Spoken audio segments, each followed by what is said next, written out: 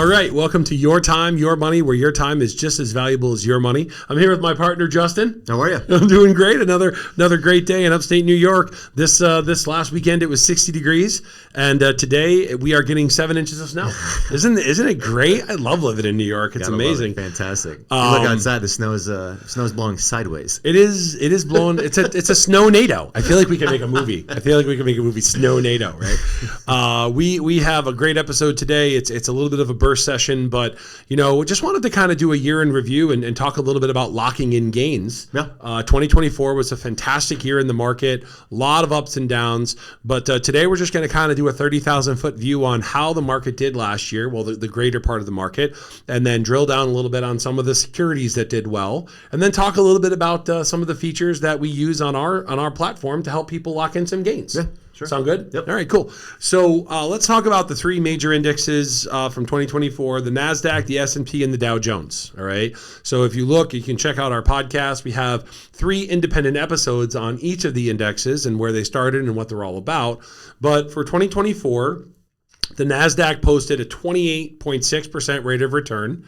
The S&P posted a 23.3%, and the Dow Jones posted a 12.9%. Now these are composite, so it's based on an aggregate, but I mean those are some pretty amazing gains. Yeah.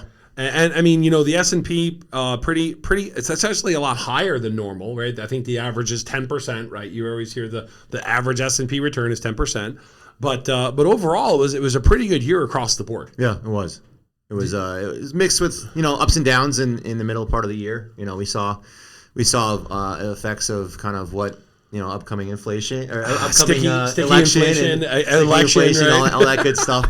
Things that I always say that the market really doesn't like 2 main things: change and uncertainty. Fear, right? Fear and greed, right? So change and uncertainty were kind of the 2 staples of what was going on in 2024. But yeah, it ended up in a relatively positive environment for us. So, well, a lot of it is like diversification too inside your own portfolio. And I was having a conversation with a client last week, and they were talking about how this one fund they have is doing super duper well. Yep. And I asked them, I said, well, what's the risk rating of that fund? Yeah. Right? What's your risk tolerance on that fund? And we looked it up, and the beta was 1.5. Yeah. Which means that if the market goes up 100 points, they go up 150.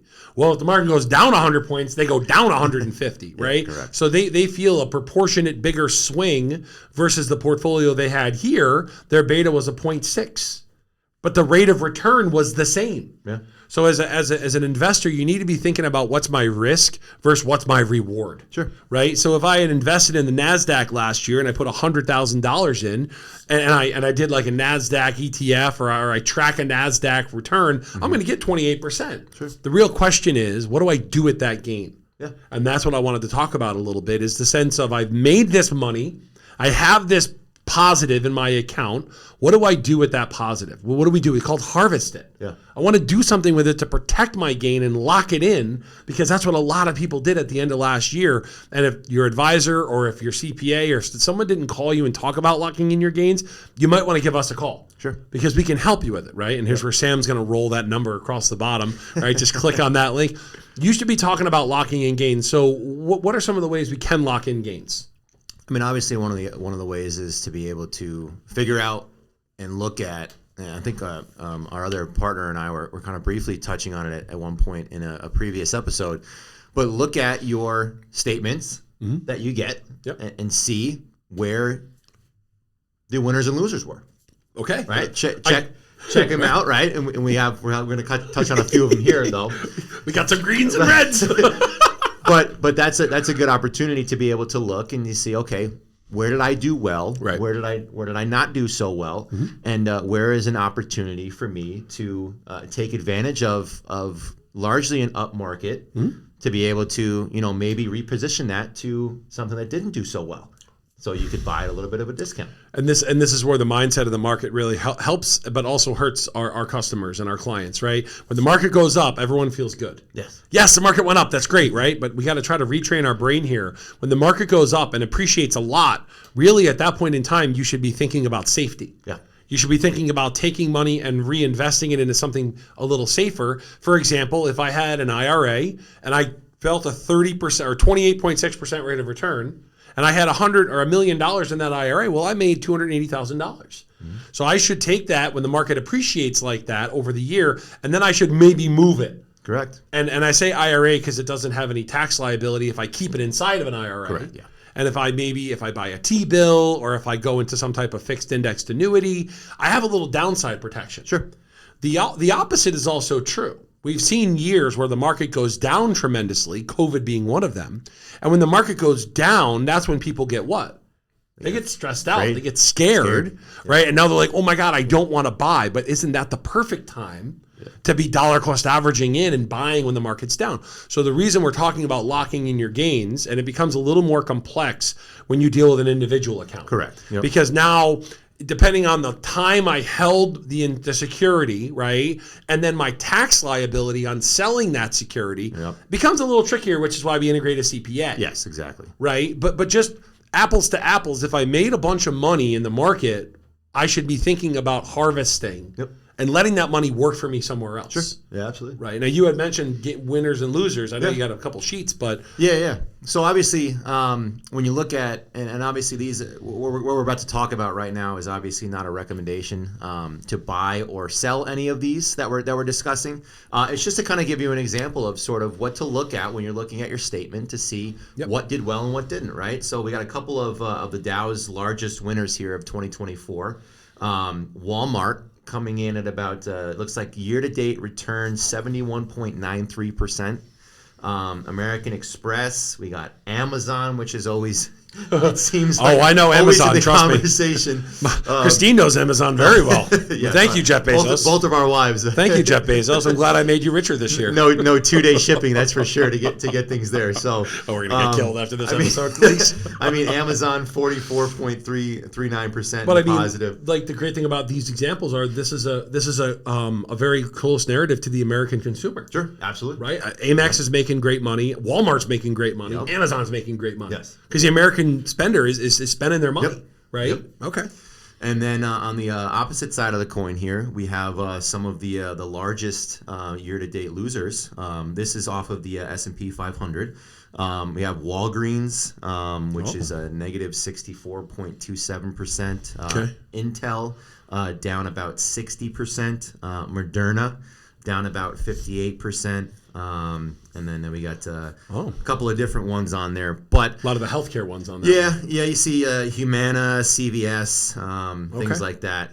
But I think what we're really talking about is we're really trying to talk about how to navigate, obviously with the CPA as well if you're doing something in an individual account, but how to navigate being able to take advantage of what you did well during the year. And then utilize that gain to be able to help you this year. Right. Yeah, that makes sense. Last year, it's over and done with. Can't do anything about it. Now we have to look at what we're going to do in 2025. And what we talk to a lot of clients about is how to safeguard, right, what we did do well in 2024. Right. And just like you're talking about, whether that be going into something that's, a little bit more stable.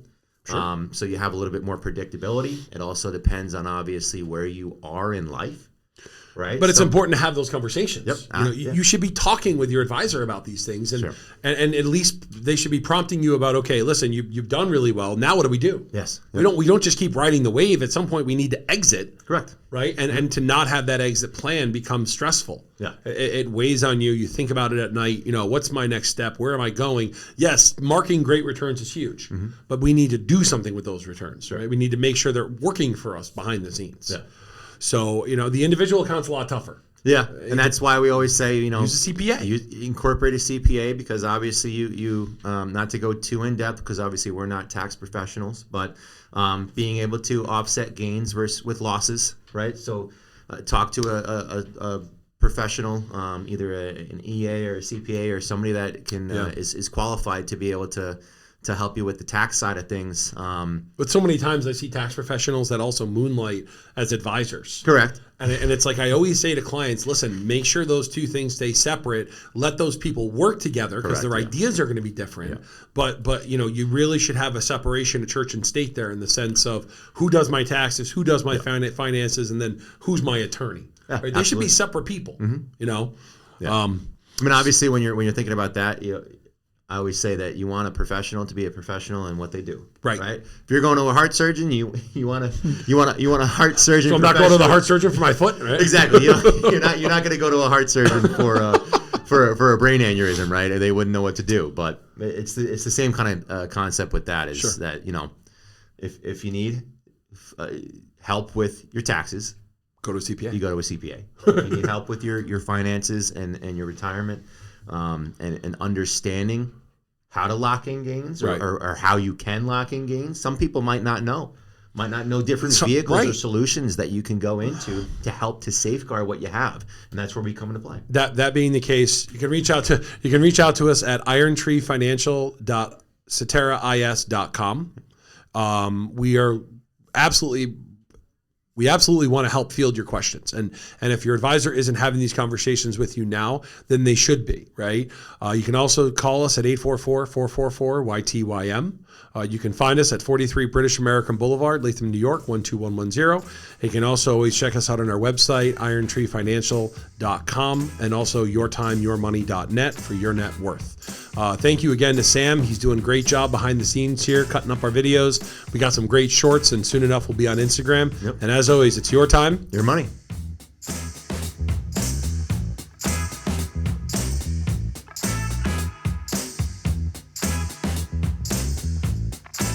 All right, guys, thank you for tuning in to another episode of Your Time, Your Money. We really appreciate it. If you enjoyed today's episode, please feel free to share this with friends, family, coworkers, anyone else that you think might be interested. If you do have questions or topics, you can always email them to irontreefinancial@ceterais.com. Please follow us on LinkedIn, Facebook, Spotify, Google Play, and many other sources that were available. And you can reach us at 844-444-YTYM. And as always, it's your time and your money.